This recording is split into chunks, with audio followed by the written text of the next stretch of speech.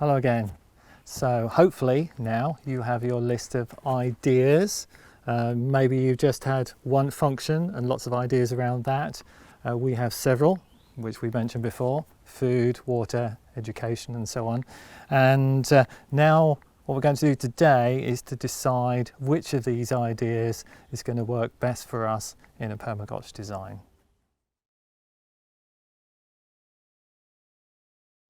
Now, over the next 3 weeks, starting this week, we're going to look at the different stages, the main stages that we'll go through when we're doing our analysis. The first one is what we'll do today, which is how do we choose the different things that we're going to put in our design.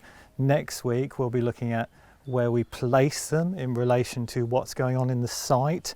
And the following week, we'll be thinking about how do we put all our systems together to create this lovely integrated whole that as ideally looks after itself.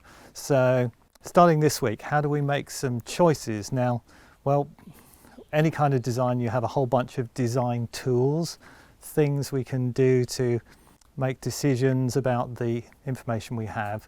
And we also, in permaculture, have some specific things that make it permaculture. And the main ones really are, well, having a systems perspective. So we're seeing things, not just things, but we're looking at interconnections between things. We're looking at how the site around us, what's going on, and how does everything integrate together into systems. And that's what we're trying to do when we create our design. And the other side of that also is that we ask questions like, what would nature do? And nature is a great source of guidance because nature's been here for a very long time, including us, our ancestors. So the giant research and development on how to live on planet Earth successfully and to thrive, not just survive. And so by looking at nature, we've been able to pull out a whole bunch of principles, and also we have ethics which come from successful tribes, our ancestors who have come before us and done different things and learned very often from nature what works and what doesn't work. And so we use those guiding principles and ethics to help us make decisions. So I've got a few on cards, so I'm just going to go through a few of the cards. There'll be more next week and the week after because they fit very nicely into those stages. So in terms of thinking about which of the ideas we have we should choose, our first one is work with nature, and you'll find many versions of the permaculture principles online, written in many ways, but they essentially come back down to the same kind of things. You'll find some people collect lots and lots of them and they can get really interesting, but the main one, I'm just going to look at some main ones. So working with nature, I'll read it out. What already wants to do the job you have in mind? So the classic example of this is pollinators. You know, and it seems crazy that we humans, we think, it doesn't really matter if all the insects die because we'll just make little AI robots and they can go and pollinate all the flowers. It's madness, of course. But it's a lovely example of who already wants to do the job so we don't have to. So one of the things that people often say about permaculture is, it's a bunch of lazy people. Just, they don't want to do anything. They just got to sit down and not do anything. But what we do in permaculture is to spend quite a lot of time sitting, observing, just trying to understand what's going on so that we don't have to do lots of work. It's designing to make the maintenance of the site easier.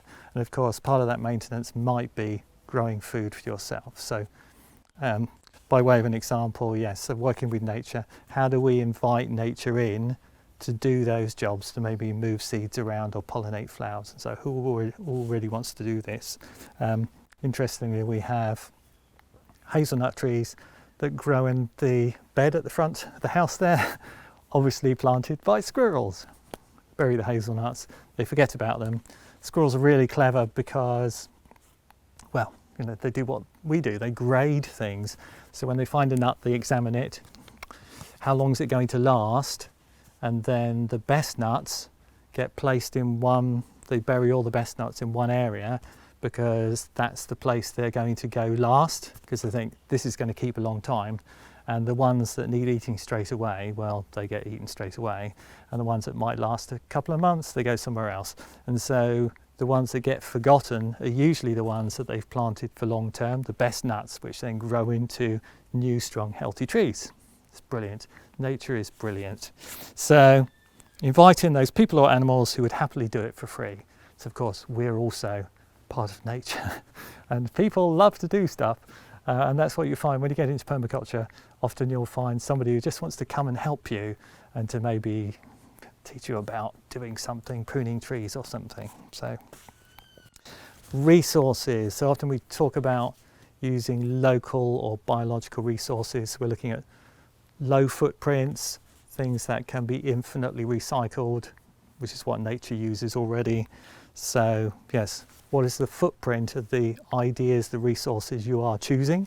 So we can select on the basis of things that have a low footprint or that are local or that we feel would last a very long time, because sometimes, you know, in human society we make stuff that doesn't last very long because that's the nature of our crazy economy, is we need things to break so we can buy more of them.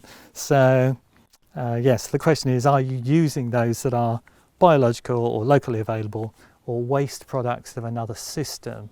And yes, you'll often see permaculture sites that look a bit messy because they've reused tyres to make beds, that kind of thing.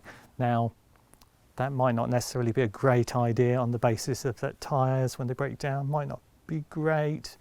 But you know, you're making decisions on the basis of what you understand.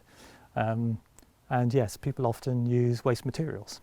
We get wood chip delivered here when we can, because it's a great resource for making compost with. So, okay, next one. Earth care. So this is an ethic, one of the ethics of permaculture. Do your ideas support life? You know, so the things we're choosing, are they things that support life on Earth at all scales? You know, when we're putting things under the soil, are they things that will feed the soil, or are they going to poison? Are they made of biological resources? Can they be reused, recycled again? Diversity. Nature is inherently diverse. When we look around us in nature, there's just, most situations, there's a huge diversity of animals, plants, insects, fish, amphibians, everything. So are you including enough diversity to give your design resilience? So when we look at these principles, they reflect nature, in that nature is very good at doing resilience. So resilience is the ability for something, a site, a person, creature, to survive changes, sudden changes, shocks. So there could be dramatic things like earthquakes or typhoons or avalanches or floods and so on. But in a general sense, if we're looking at resilience, we might be looking, you know, we're looking at the resilience of our food supply and so on.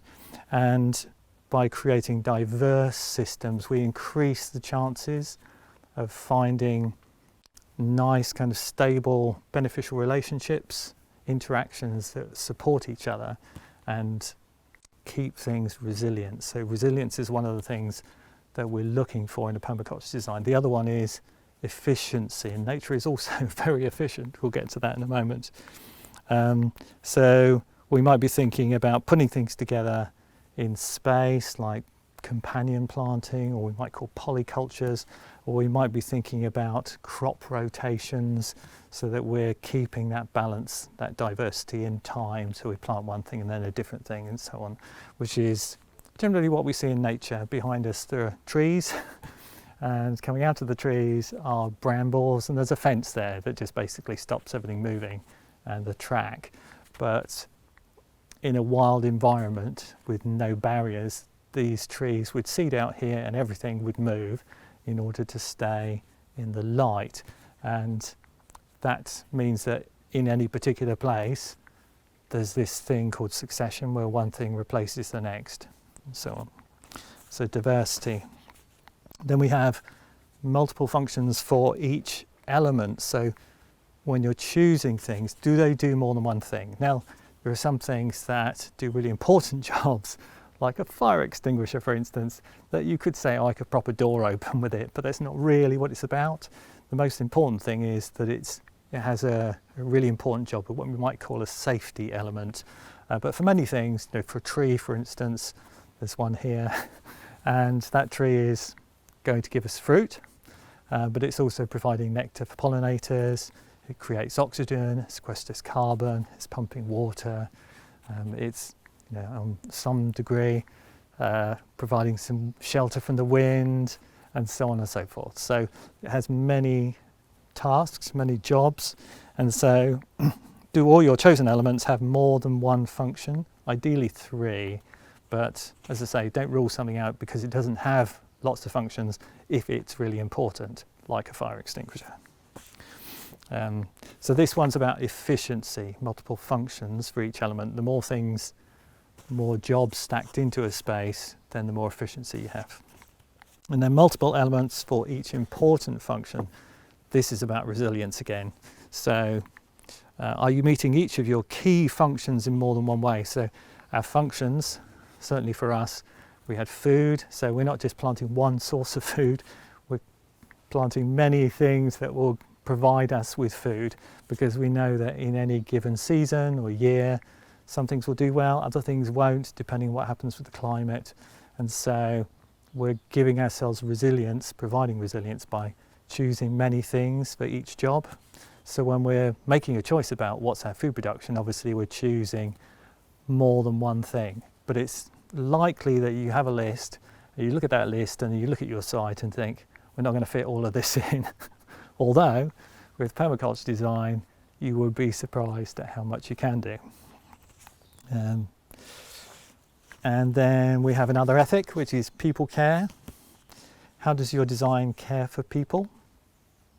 Just going to leave that there. Appropriate scale. Are the systems you're proposing the right size for the given space? This might most obviously apply to things like trees. Fruit trees are quite big trees if you let them grow to their full size, which is why we put them on rootstocks. It makes them smaller and means that we can put them into smaller spaces. And then fair shares. So does your design offer equal opportunity for everyone? Does it have good accessibility? Again, it's just a question I'm going to leave you with. Okay, it's also useful to be thinking about our existing systems and how well they're functioning, and do we have any leaks in the system, the current system, that we could plug fairly easily? So leaks are anything that's being lost from the site. Now, somewhere, if you've got a bit of a slopey site, you might have soil erosion, and particularly if you're wanting to go up and down that slope on a regular basis. So what we've put in here is some steps, simple steps cut into the slope, so we're not eroding the soil. Behind me here is a couple of IBC sort of large water tanks that we have for collecting water off the roof, and we set up that system with one tank initially, getting water off the roof here of the house and using a diverter. Now what's interesting, what we noticed about this particular setup here was that because this is quite a large roof and it's all coming to one diverter and one downpipe, when it rained heavily, what was happening was that there was some overflowing going on there, and that was causing problems with the wall. And so what we ended up doing, particularly after we added a second tank, was that we changed the angle of the gutter at this end. So instead of it all flowing to that one downpipe, some of it came this way, and I don't know if you can see behind, but there's now a direct downpipe from the end that goes into the top of that tank, and there's a filter in the system there as well. So we've increased the flow to the tanks to reduce overflow and so on. So there was a leak in the sense of we weren't collecting all the water we could be, but also that leak was causing a problem as well by wetting the wall. So have a look at your existing systems and determine, do you have any leaks? And these leaks and limiting factors actually then inform our supporting functions. So if you remember last week I talked about food production and that we had supporting functions, for food production, one of which was protection from the wind, because the wind can dry things out, but it also makes it more difficult for insects to pollinate things. So one of our strategies was to reduce the wind or create windbreaks as part of a supporting function for food. Irrigation is another supporting function for food if you're finding that things are drying out. Of course, the other side of that is that rather than adding more water, is we could reduce water loss. So one strategy that can be used is with gardens is mulching to reduce the evaporation by the sun and the wind in between periods of rain. So supporting functions generally come from identifying what are our key leaks and limiting factors on the site and how do we plug them, how do we create supporting functions that support what we're trying to do. So the primary functions is what we want, food for instance, and the supporting functions is what does the land need, what does nature need to support that process. Okay, so a couple of tools to help you with your decision making. Now the first one is a very simple one, and that's something that's often used around project management, and that's thinking about what's the most critical limiting factor in your design. And often in that situation it's either time, cost or money. Now some things have to be absolutely on deadline. If you're hosting the Olympics, there's no chance of putting that date back, so in which case you might be happy to spend more money or skimp on the quality, although that's not really an option because obviously stadiums have to be safe and so on. If you're building something like a bridge, obviously quality has to be primary, and if it costs a bit more money and takes a bit more time, then you just have to live with that and so on. So in your design you might be thinking, what's critical for me? Is it the cost of things? Is it that I just need to get it done by a certain time? Or do I just want to do things well? And one of the principles of permaculture is to start small and work out from well-managed areas, in that if we do something well, then that makes us feel good. And if it works well, then obviously we learn from that as well. So personally, I'm quite happy to not rush things. And permaculture is very much about playing the long game anyway. Just we'll do things well, and if it takes a bit longer, that's fine.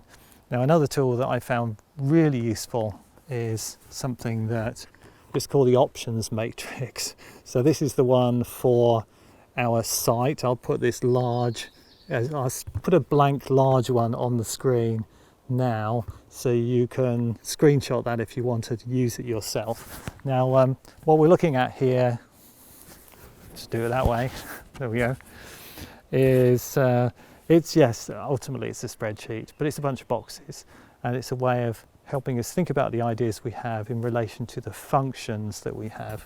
So this one, well, if you look up close, you'll be able to see it. So this column is food, water, energy, education. They're the four main functions that we have for this design.